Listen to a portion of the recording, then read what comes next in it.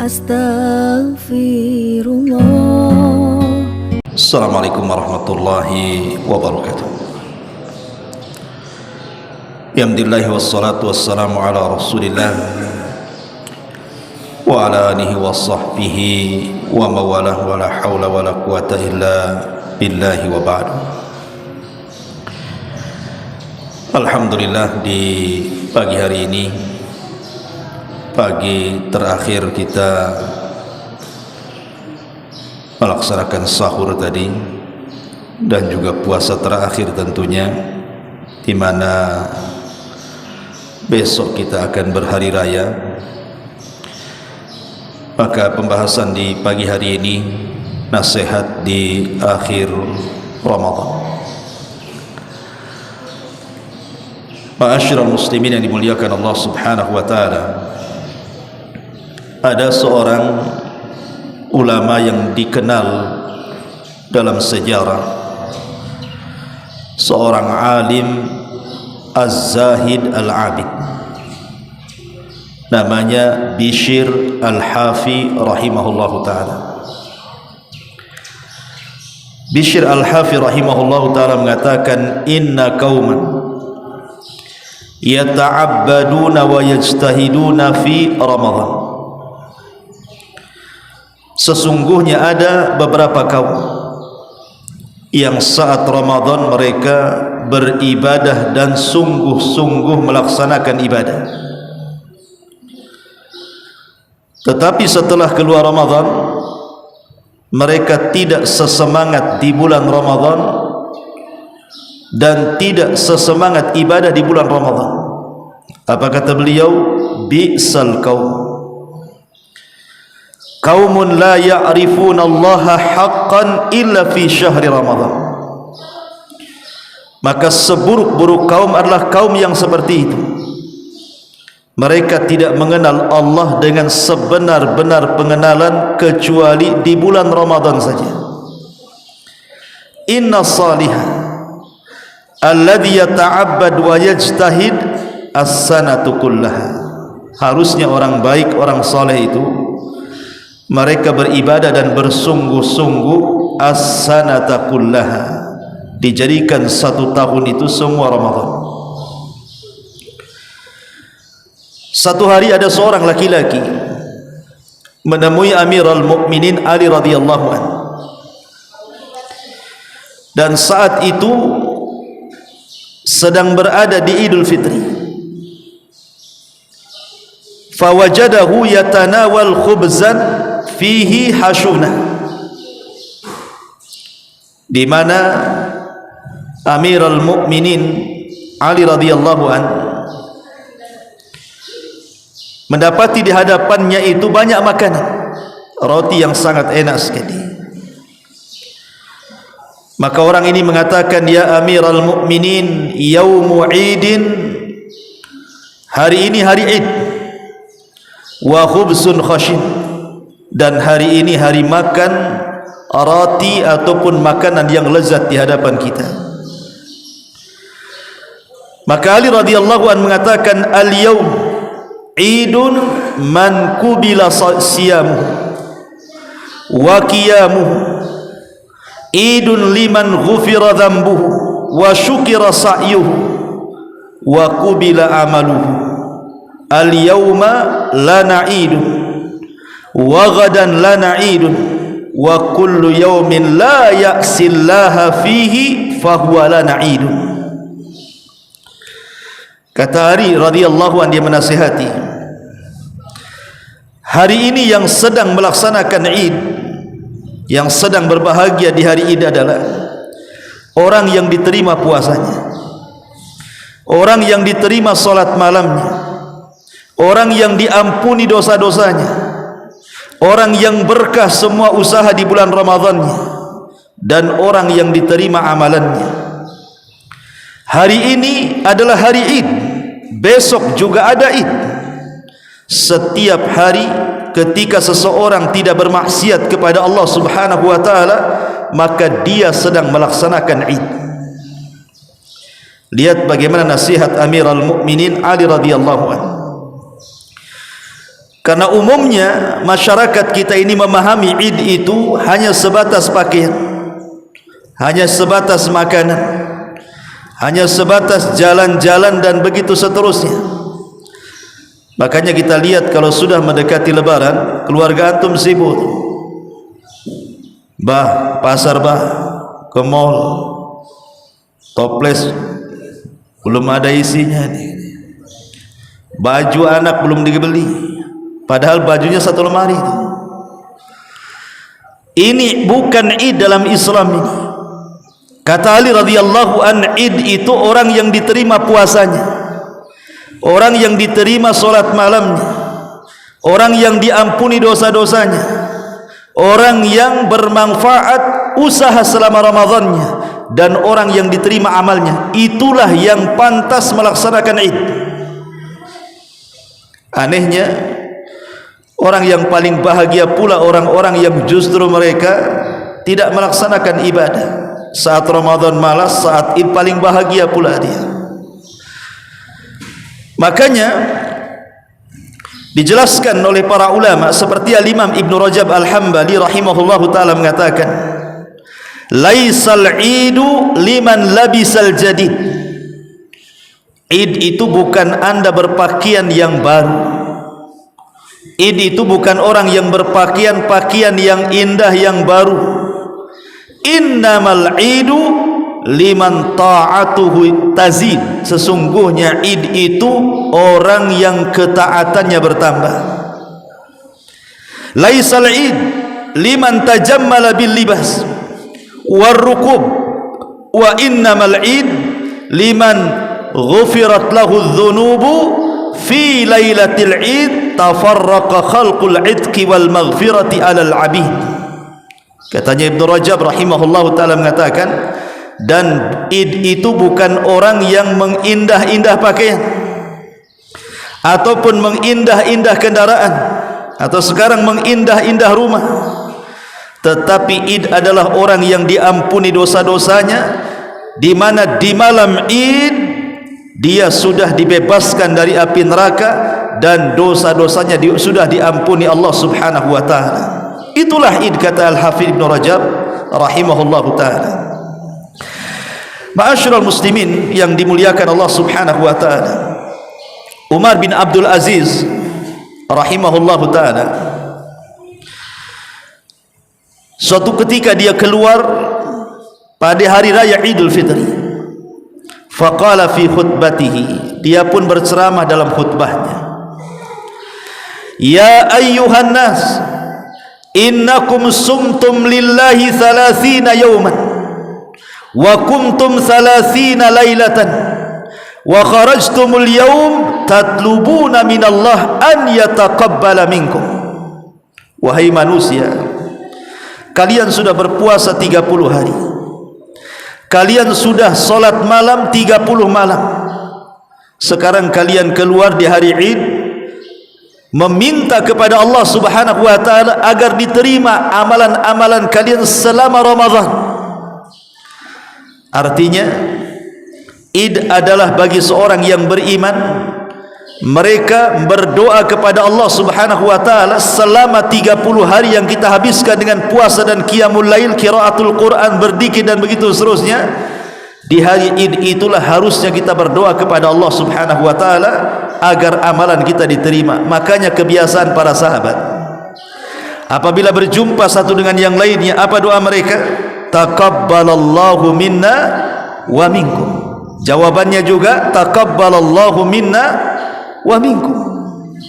Semoga Allah subhanahu wa ta'ala menerima amalan kami dan kalian. Maka yang menjawab juga sama, semoga Allah menerima amalan kami dan juga kalian. Itu harusnya disyiarkan. Justru doa yang seperti ini terkadang pula tidak disyiarkan, yang lain pula disyiarkan. Ma'asyiral muslimin yang dimuliakan Allah subhanahu wa ta'ala, Al-Imam Anas ibn Malik rahimahullahu ta'ala, Anas ibn Malik rahimahullahu ta'ala mengatakan, kullu yawmin yamurru 'alal mu'min wa la yaktubu 'alaihi dhanbun fa huwa yawmu 'idin. Setiap hari lewat padanya seorang mukmin, kemudian tidak dicatat padanya dosa, maka pada hari itulah dia sedang id. Jadi id itu adalah membersihkan dosa. Tapi apa yang terjadi hari ini? Justru ketika datang id itu manusia seolah-olah keluar dari keletihan dia, kemudian bermaksiat kepada Allah Subhanahu wa taala. Berapa banyak coba saat id terjadi ikhtilat di sana sini, salaman yang bukan mahram, belum lagi kemudian diagendakan pelesiran ataupun jalan-jalan ke pantai-pantai yang di situ tabarruj di mana-mana. Subhanallah. Sementara kita di bulan Ramadan mengharap ampunan kita diampuni oleh Allah Subhanahu wa taala, setelah Ramadan tiba-tiba melakukan dosa kembali. Itu bukan Id, kata para ulama. Ma'asyiral muslimin yang dimuliakan Allah Azza wa Jalla, dari sini yang ingin saya nasihatkan. Lalu apa yang harus kita lakukan setelah Ramadan ini? Setelah Ramadan lewat kepada kita, apa sebenarnya yang harus kita lakukan?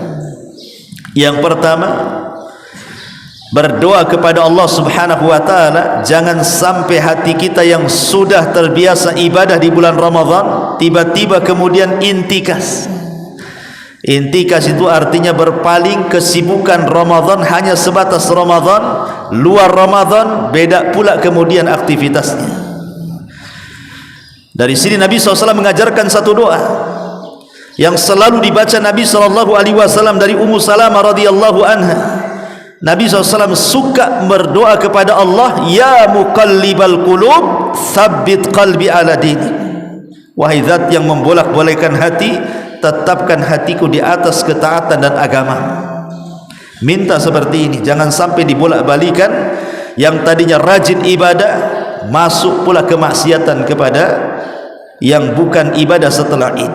Ini yang pertama, minta agar hati kita jangan dibolak-balikan. Yang kedua, dawamut taubah, teruslah meminta ampun kepada Allah Azza wa Jalla. Kalau Ramadan jelas malamnya malam ampunan, siangnya juga siang ampunan, tanpa harus kita mengatakan Rabbighfirli, ya Allah ampuni dosaku. Ramadan itu sudah mengampuni dosa kita, karena Rasul yang mengatakan man shoma ramadanan imanan wahtisaban ghufira lahu ma taqaddama min dhanbi. Siapa yang berpuasa di bulan Ramadan penuh iman dan mengharap pahala Allah, Allah ampuni dosa-dosanya. Artinya siangnya Ramadan itu siang ampunan, malamnya juga sama. Man qama ramadanan imanan wahtisaban ghufira lahu ma taqaddama min dhanbi. Siapa yang melaksanakan tarawih, qiyamul lail, salat malam penuh iman dan mengharap pahala Allah, Allah ampuni dosa-dosanya. Jadi tanpa kita mengatakan Rabbighfirli, ya Allah ampuni dosaku, malamnya siangnya semua sudah ampunan bagi kita. Tapi di luar Ramadan tidak demikian. Di luar Ramadan kalau kita ingin diampuni dosa-dosanya, minta ampun, bertobat kepada Allah Subhanahu wa taala, maka biasakan dawamut taubah. Kemudian yang ketiga, as-sabru 'alal mudawamah. Ini yang paling penting, sabar di dalam mempertahankan istiqamah. Jangan seperti firman Allah Subhanahu wa taala di mana Allah mengatakan kallati naqadat ghazlaha ba'da min ba'di quwwatin ankatha. Dahulu di zaman Nabi ada orang gila, ada seorang wanita kurang waras. Wanita ini memintal benang, merajut benang, dijadikan kain gitu ya. Jadi setelah dirajut sama wanita ini sampai cantiklah kain itu, sudah selesai, ditarik lagi benangnya, kemudian amburadul lagi rajutannya. Maka Allah Subhanahu wa taala mengatakan kallati naqadat ghazlaha, seperti wanita yang kemudian menarik rajutannya sehingga rusak kembali, mim ba'di quwwatin ankatha, padahal sudah dirajut sedemikian rupa. Maknanya di bulan Ramadan kita sudah merajut ibadah sedemikian rupa kan. Puasa kita lakukan, solat malam kita lakukan, tarawihnya kita lakukan, baca Qur'annya kita lakukan, makannya kita atur, tidurnya kita atur, semua tertib di bulan Ramadan ini. Artinya apa? Anyaman benang itu sudah rapi, Jangan di luar Ramadan kemudian ditarik lagi benang itu, kacau lagi kainnya. Itulah makna daripada jangan sampai kallati naqadat ghazlaha min ba'di quwwatin ankatha. Karena begini ikhwan, ada keutamaan orang-orang yang berusaha istiqamah ataupun mudawamah, senantiasa mengikuti kebiasaan Ramadan dibawa kepada luar Ramadan. Yang pertama, orang-orang yang berusaha mempertahankan ibadahnya, atau dengan kata lain istiqamah dan mudawamah, Allah Subhanahu wa taala akan memberikan banyak keutamaan. Salah satunya adalah tanfa'u fis syada'id, sangat bermanfaat di waktu-waktu kita sedang kesulitan.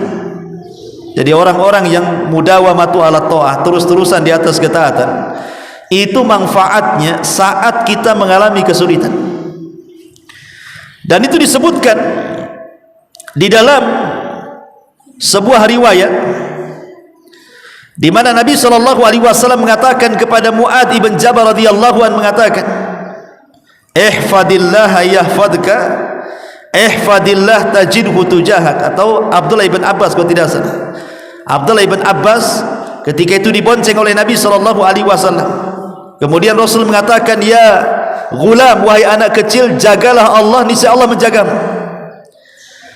Jagalah Allah, niscaya engkau akan mendapati Allah di hadapan.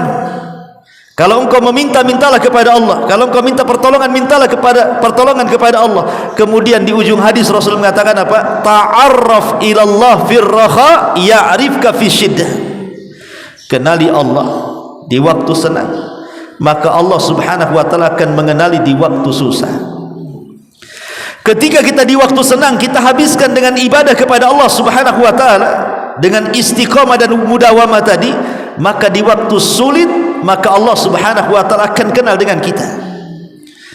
Maknanya setiap kesulitan Allah akan mudahkan. Ini manfaat mudawamatu ala ta'ah, istiqamah di atas ketaatan. Kemudian yang kedua, sababun li husnil khatimah, sebab terbesar seseorang itu diakhiri dengan akhir yang baik, atau dengan kata husnul khatimah, karena Allah yang mengatakan walladzina jahadu fina lanahdiyannahum subulana. Orang-orang yang bersungguh-sungguh melaksanakan perintah kami, melaksanakan perintah-perintah kami dan menjauhi larangan-larangan kami, maka kami akan tunjukkan hidayah kepada mereka. Makanya kita lihat amalan para salaf yang sudah saya ceritakan satu kisah dari Zainul Abidin kemarin, bagaimana dia tiap malam menggendong gandum kemudian meletakkan di rumah fuqara wal masakin. Tiap malam loh ya, dia tidak berhenti bersedekah tiap malam. Lihat saat wafatnya dibicarakan dengan pembicaraan yang baik di tengah-tengah manusia, dan itu tanda-tanda husnul khatimah. Kalau wafat kita kemudian dipuji manusia, berarti wafat kita di atas kebaikan. Karena di zaman Nabi SAW ada jenazah lewat, semua memujinya. Kemudian besoknya ada jenazah lewat, semua mencaci makinya. Maka kata Nabi SAW, jenazah yang pertama wajabat lahul jannah, wajib dia masuk surga. Jenazah yang kedua wajabat lahun nar, wajib dia masuk neraka. Lihat, ketika kematian kita menjadi pujian manusia, maksudnya dari segi kebaikan kita, maka itu tanda yang jelas bahwa kematian kita husnul khatimah. Lah mudawamatu ala ta'ah itu sababun li husnil khatimah, salah satu sebab seseorang akan mengakhiri kehidupannya dengan kebaikan. Kemudian juga di antara buah daripada mudawamah adalah tathhirul qalbi minan nifaq wan najat minan nar. Hati kita diselamatkan dari kemunafikan dan diselamatkan dari api neraka. Kenapa demikian? Karena orang-orang yang beriman itu kalau mereka ibadah maka akan berusaha istiqamah di atas ibadahnya. Tapi orang munafik, mereka tidak akan berdiri kecuali malas-malas saja. Kalau di bulan Ramadan seseorang sudah malas, pasti di luar Ramadan akan malas dia, dan begitu seterusnya. Karena di bulan Ramadan ini kan semua musim kebaikan berkumpul di situ. Kalau seandainya di bulan Ramadan seseorang tidak bisa mengambil manfaat, maka di luar Ramadan jangan harap Anda bisa mengambil manfaat. Makanya kenapa di sini orang yang istiqamah di atas ketaatan itu bisa membersihkan hati dari kemunafikan dan juga bisa menyelamatkan dari api neraka, dan banyak lagi soal buah daripada istiqamah. Kemudian nasihat saya berikutnya adalah iyyaka wa hubutul azimah. Hati-hati, jangan sampai kemudian seseorang itu mulai lemas, mulai malas, keinginan untuk beribadah hanya cukup sampai lebaran saja. Habis lebaran sudah hilang pula niat ibadahnya. Makanya ada 5 perkara jangan sampai ditinggalkan, karena ini kebiasaan kita di bulan Ramadan kan. 5 perkara ini. Pertama, menjaga solat. Di bulan Ramadan kan kita jaga solat, betul-betul kita jaga solat. Yang kedua, membaca Quran. Di bulan Ramadan kita baca Quran. Kemudian yang ketiga, zikrullah, berzikir kepada Allah. Kemudian yang keempat, berkawan dengan orang baik, karena orang iktikaf itu tidak mungkin yang masuk kecuali yang baik. Kalau orang-orang tidak baik itu malas dia tinggal di masjid. Kemudian juga yang kelima, berdoa kepada Allah Azza wa Jalla. 5 perkara ini jangan ditinggalkan di luar Ramadan, karena ini kebiasaan Ramadan. Salat tepat waktu, kemudian membaca Al-Quran, kemudian berzikir kepada Allah, kemudian mencari teman yang baik, dan berdoa kepada Allah Subhanahu wa ta'ala. Pertanyaannya, kita ini sudah lelah letih di bulan Ramadan, salat malamnya, puasanya, baca Qurannya, lelah kita ini, kadang ngantuk tengah malam. Apa kira-kira tanda kalau ibadah kita selama Ramadan diterima?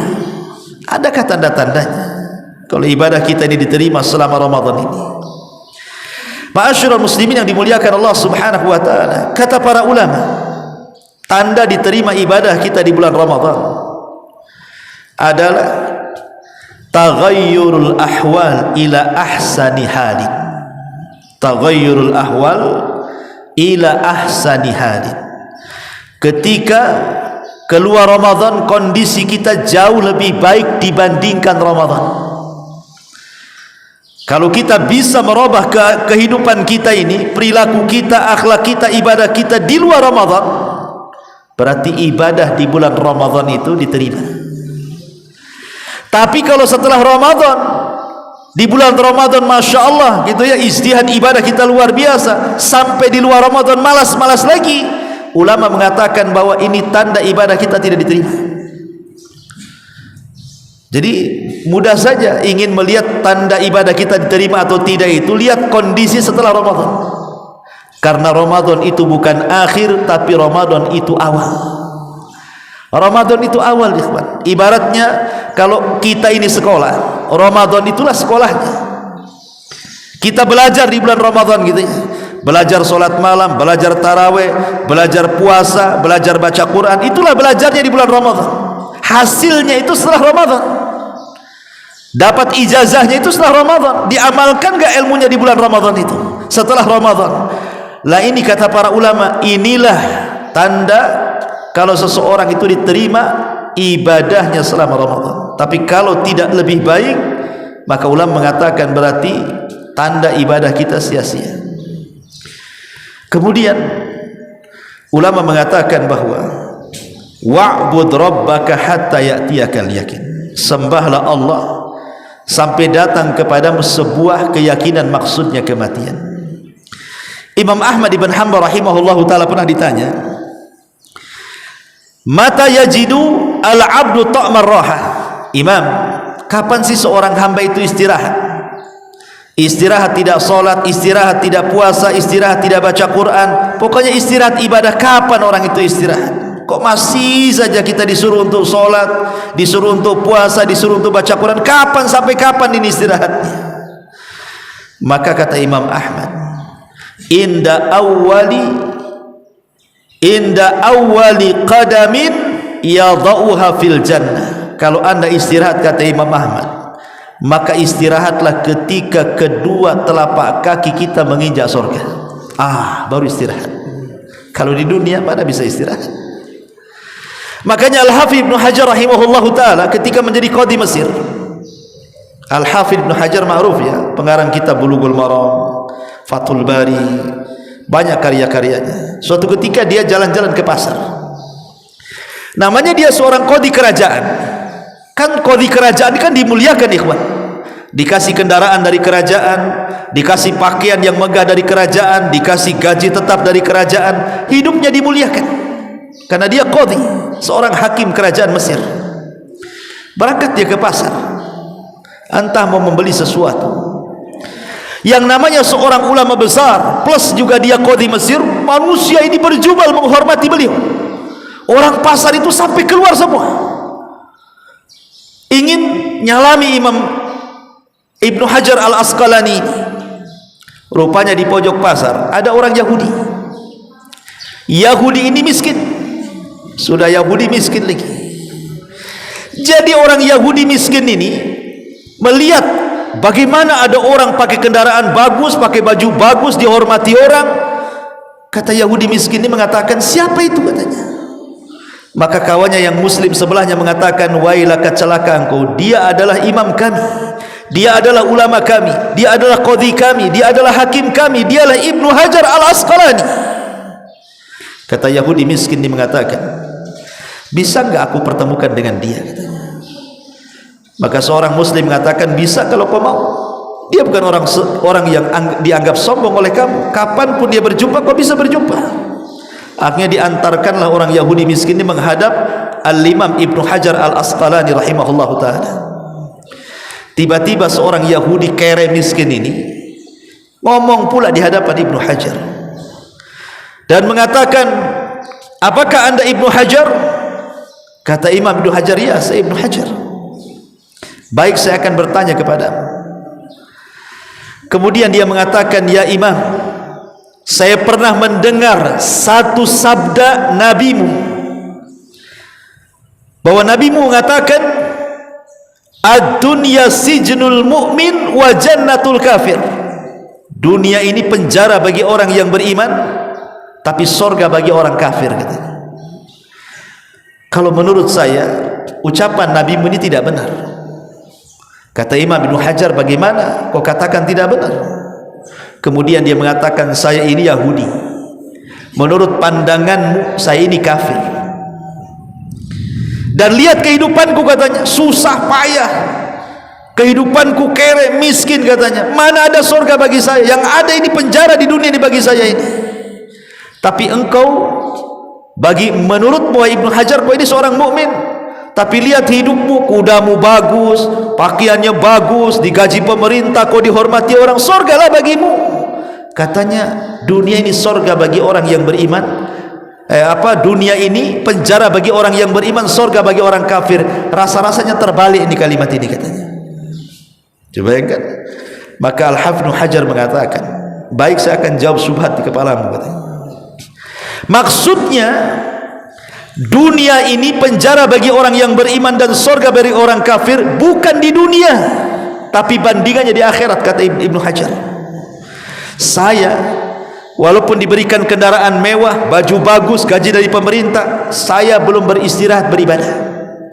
Saya masih harus sholat, saya masih harus puasa, saya masih harus talabul ilmi, saya masih harus baca Quran, saya masih harus beribadah kepada Allah Azza wa Jalla. Belum ada istirahat bagi saya.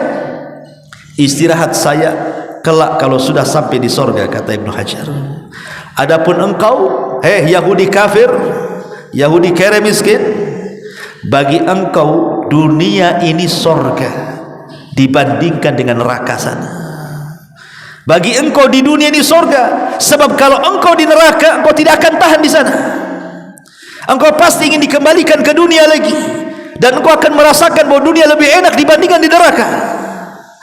Dari sini kita katakan, ma'asyiral muslimin yang dimuliakan Allah Azza wa Jal, bahwa beribadah kepada Allah itu bukan di Ramadan saja. Kata para ulama, kun rabbaniyan wala takun ramadaniyan.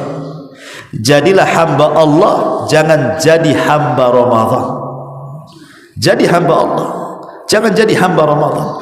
Jangan ketika kita ahli ibadah di Ramadan saja, di luar Ramadan sudah hilang ibadahnya. Itu namanya hamba Ramadan. Tapi kalau hamba Allah tidak mengenal Ramadan, tidak mengenal luar Ramadan. Wa'bud rabbaka hatta ya'tiyakal yakin. Sembahlah Rabbmu sampai datang kematian. Ma'asyiral muslimin yang dimuliakan Allah Subhanahu wa taala. Dari sini ada lima perkara yang harus kita pahami. Setelah Ramadan yang harus kita pahami adalah 5 perkara. Yang pertama sudah saya sebutkan, berdoalah kepada Allah agar jangan sampai hati kita ini dibolak-balikan, yang tadinya semangat ibadah di Ramadan menjadi lemas di luar Ramadan. Yang kedua, sebagaimana di luar Ramadan, sebagaimana kita di dalam Ramadan, kita kan melaksanakan ibadah bermacam-macam dalam satu hari kan. Siangnya kita puasa, malamnya kita qiyamul lail, malamnya kita baca Quran, kadang sedekah dan begitu seterusnya. Di luar Ramadan satu hari ini kita bisa mengumpulkan banyak ibadah kan? Lah biasakan mengumpulkan banyak ibadah ini, lakukan juga di luar Ramadan. Satu hari Nabi mengumpulkan para sahabatnya. Kemudian Nabi SAW mengatakan dan bertanya dalam riwayat Abu Hurairah radhiyallahu an, man atba'a minkumul yawma janazah. Siapa di antara kalian yang hari ini mengikuti jenazah orang mati? Tidak ada yang berdiri kecuali Abu Bakar. Saya wahai Rasul. Kemudian Rasul bertanya lagi kepada para sahabat, man at'amal yawma minkum miskina. Siapa di antara kalian yang hari ini memberi makan fakir miskin? Tidak ada yang berdiri kecuali Abu Bakar. Saya wahai Rasul. Kemudian Rasul SAW bertanya lagi, man ada minkum al-yawma maridan. Siapa di antara kalian yang hari ini mengunjungi orang sakit? Tidak ada yang berdiri kecuali Abu Bakar. Saya wahai Rasul. Kemudian kata Nabi SAW, dia bertanya lagi, siapa man asbaha minkumul yawma sha'ima. Siapa yang hari ini berpuasa di antara kalian? Tidak ada yang berdiri kecuali Abu Bakar. Saya wahai Rasul. Lihat, dalam satu hari Abu Bakar mengumpulkan 4 ibadah. Dia memberi makan fuqara wal masakin, dia mengunjungi orang sakit, dia mengikuti jenazah orang mati, dia juga berpuasa pada hari itu. Satu hari dia kumpulkan banyak ibadah tuh. Kata Nabi SAW, man majtama'na fimri'in illa dakhalal jannah. Tidaklah 4 perkara terkumpul dalam satu hari pada seorang mukmin dipastikan masuk surga dia. Tidaklah 4 perkara terkumpul pada seorang mukmin dipastikan masuk surga, kata Nabi. Maknanya di sini, kalau di bulan Ramadan kita bisa mengumpulkan ibadah banyak dengan berbagai macam ibadah di bulan Ramadan, maka biasakan itu juga di luar Ramadan. Kemudian yang ketiga, ta'alluq bil masajid. Di bulan Ramadan sedikit-sedikit kita datang ke masjid, sedikit-sedikit datang ke masjid, karena harus ada tarawih, ada i'tikaf, baca Quran. Pokoknya luar biasa. Keterkaitan hati kita dengan masjid itu di dalam Ramadan luar biasa. Bahkan orang yang tidak pernah ke masjid jadi ke masjid loh. Orang 1 tahun dia nggak pernah ke masjid, tapi kalau Ramadan ikut dia tarawih. Sampai ada masjid itu tidak muat saking banyaknya, sampai ke jalan-jalan. Artinya bahwa kalau di bulan Ramadan betul-betul hati kita terikat dengan masjid, maka keterikatan hati kita dengan masjid lakukan juga di luar Ramadan. Karena Nabi SAW mengatakan, sab'atun yudhilluhumullahu fi dhillihi yawma la dhilla illa dhilluh. Ada 7 kelompok yang akan mendapatkan naungan di hari yang tidak ada naungan kecuali naungan Allah. Salah satunya adalah rajulun ta'allaqa qalbuhu fil masajid, seorang laki-laki yang hatinya terpaut dengan masjid. Kemudian yang keempat, at-tatallu ila ma indallah minan naimil muqim. Biasakan seseorang itu mengingat-ingat nikmat Allah yang kekal, maksudnya surga. Karena selama Ramadan kita diingatkan dengan surga, karena Ramadan dibukakan pintu surga kan. Kata Rasul, idza ja'akum Ramadan futihat abwabul jannah. Apabila datang bulan Ramadan kan pintu surga dibuka. Artinya di bulan Ramadan kita diingatkan dengan surga. Maka di luar Ramadan pun sama. Kalau kita diingatkan dengan surga, semangat kita ibadah. Kemudian yang terakhir, jangan meluaskan di luar Ramadan dengan perkara-perkara mubah, apalagi yang haram. Di dalam Ramadan kan kita sudah ditarbiyah puasa itu seseorang tidak boleh makan padahal makan itu halal, mubah. Seseorang tidak boleh minum padahal minum itu halal dan mubah. Seseorang tidak boleh mencampuri istrinya padahal istri itu halal dan mubah kan? Tapi dilarang itu perkara-perkara mubah di bulan Ramadan itu. Maka perkara-perkara yang mubah saja dilarang di bulan Ramadan, apalagi yang diharamkan. Maka keluar Ramadan jangan disibukkan dengan perkara-perkara mubah, apalagi yang haram. Karena kalau sudah orang masuk masuk Idul Fitri ini sudah nampak tuh, ya, makan itu sudah tidak lagi terkontrol kan. Kalau Ramadan kita lihat pas berbuka kan, kadang-kadang makan kurma atau mungkin gorengan 1-2 saja sudah kenyang kita. Tapi ketika Idul Fitri, semua dimakan. Karena setiap bertamu ada toples di depan kita. Nanti ke tamu ke rumah ini ada toples lagi. Terkadang mau kresek pula gitu ya. Artinya di sini ikhwatu fiddin, kalau perkara-perkara mubah saja bisa melalaikan ibadah, apalagi yang haram. Maka berdoalah kepada Allah Subhanahu wa taala agar ibadah kita diterima, karena 6 bulan setelah Ramadan para ulama menangis berdoa kepada Allah Azza wa Jalla agar ibadah mereka di bulan Ramadan diterima oleh Allah Subhanahu wa taala. Subhanaka bihamdika asyhadu an la ilaha illa anta astaghfiruka wa atubu ilaik. Allahu ta'ala. Assalamualaikum warahmatullahi wabarakatuh.